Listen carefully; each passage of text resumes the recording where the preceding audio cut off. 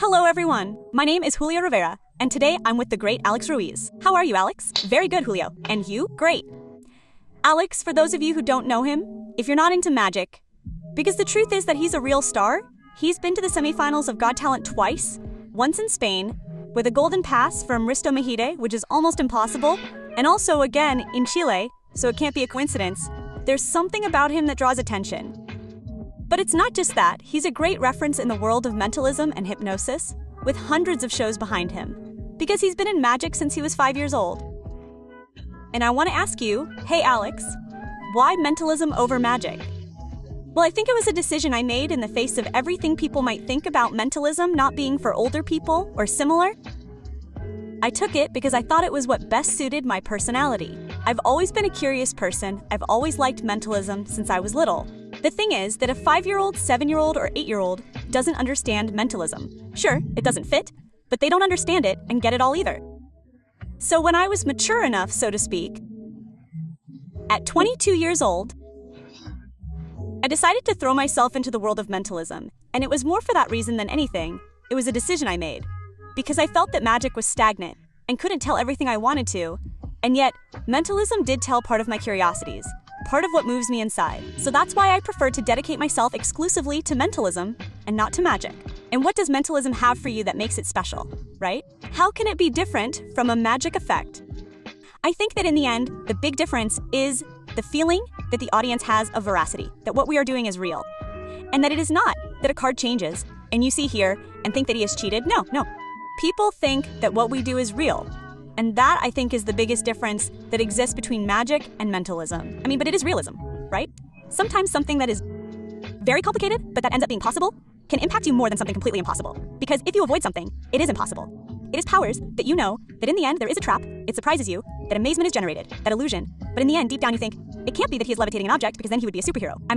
Literally. But of course, mentalism has all those psychological details of neurolinguistic programming, of course, and that is what makes it, I think, so powerful, and that is a very big advantage it has. And there's also something that I think makes it very powerful, and that is that unlike magic, where you often play with objects that have no story behind them, with mentalism you play directly with people's thoughts, with their experiences, and you touch that emotional side that you wouldn't be able to otherwise.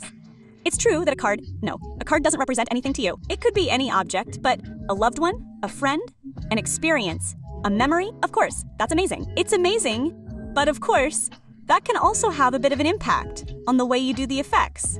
Because a magician is used to doing that, to creating an illusion, right?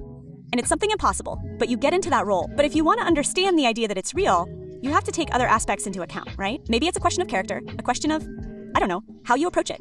Of course, in the end, I think that unlike the magician having a defined character, the mentalist has another defined role. It's a role that ultimately has a lot to do with believing in your own story, believing that what you're doing is true, and, above all, creating that veracity that we talked about at the beginning, the fact of saying, I'm a mentalist, and I'm going to read minds, and this is how you do it, and you believe in your own character. It's very important that if you're not the first one to believe it, the viewer won't, and we lose that power that mentalism has, that difference. How cool. So I think there's one thing that people will surely be wondering, and that is, how have you made it to the semifinals of Got Talent with all the people who show up? Given how important that show is. It's no longer a coincidence. What is it about your acts that people could apply to them in order to try to achieve something similar? Well, the first thing is that I don't like to talk about my numbers, but I really think that in the end, it follows a structure that is the same as the one you set out to do. In a show, but in a short time, since television today is very much about ZB, about PSOC, so it's fast-paced, so to speak. So, for me, a Got Talent number has to have something attractive that makes you stay until the end to see what's happening there, and that in the end, it's like creating a show in 5 minutes that has a beginning, that has its plot, that everything connects, and that everything goes together so that the number is as well-rounded as possible.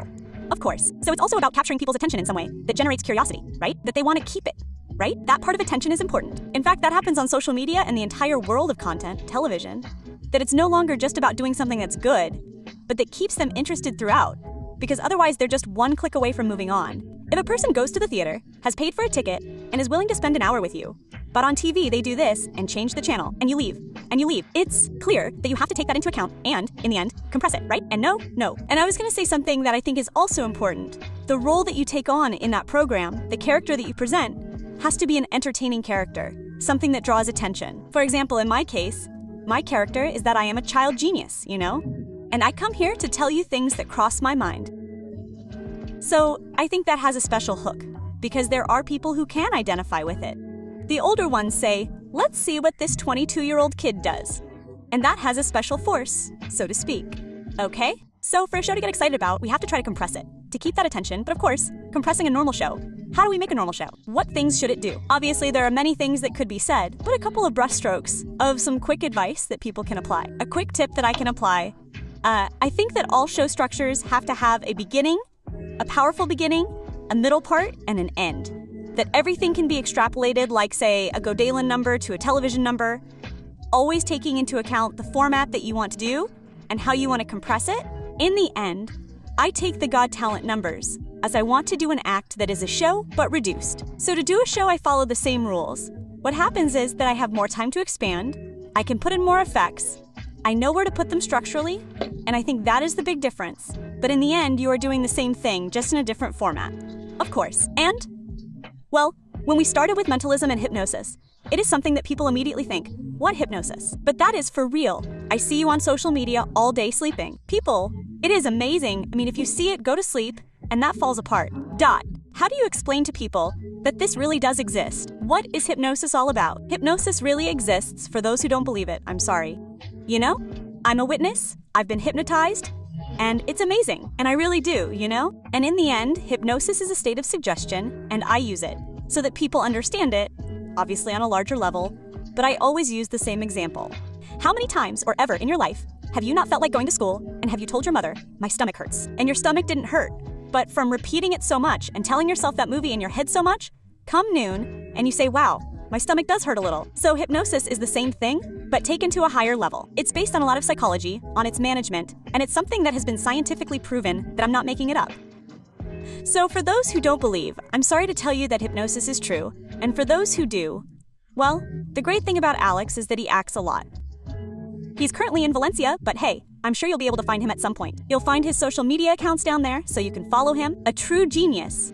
And the great thing is that Alex, who has been around for so long that he's reached the semifinals twice, so he knows a thing or two about this, is going to explain a complete show from start to finish. Tell them what you've done and how they can learn. Well, what we've done for the Magic Artistry School is that we've taken a half-hour show, a show that I did a lot at the time, and we've recorded it in its entirety with a real audience. First, so that you can see the forms from start to finish, and then we've broken down all the little details. There are little theoretical details on how to build a show, the effects of divination theory are explained, how to make your character real, and it's all compressed into a course where you'll be able to finish the course, go out and do an entire mentalism show from start to finish. Of course, imagine a person of this level who has managed to create SOS that has captivated the attention of literally millions of people who have seen it on television, on YouTube, who is going to give you his tested show that he has done over and over again, not only with the explanations and methods, but also the step-by-step, the theory, you're going to see it in a real audience, you're going to have the analysis, all available at the Magic Artistry School. For those who don't know, the Magic Artistry School is a platform where you have instant access, as soon as you enter, to more than 70 courses and more than 500 classes with leading magicians such as Alex Ruiz. You have some of my courses with an infinite number of amazing magicians, all with instant access. We have live events, we have monthly tricks, we have extras like access to all the tutorials for all the products in the Magic Artistry store, which are over 70, and much more. If you want more information, click on the link in the description or on escuela.magicartistry.com, and you can learn from this real expert. We'll be waiting for you inside, and of course we'll be there, giving it our all. I think it's the best place to learn magic. So, well, I want to thank you for being so generous in taking on a show. Imagine me starting out in the world of magic, the world of mentalism, and you give me a show that I can learn easily. Mind you, you don't need to buy big things in magic stores for less than 10 euros. Euro, 10, or 15 euros at the Chinese store. You buy everything, and you have your show ready to be made in 5 minutes. They literally tell you, hey, we need you to do a show. Imagine that you have nothing. You go to the bazaar, the dance hall, whatever, buy a couple of things, and you're ready to do the show. So it was really cool. Enter the link, and a billion. Thanks, Alex. He's a real genius. See you later. Bye-bye. Goodbye.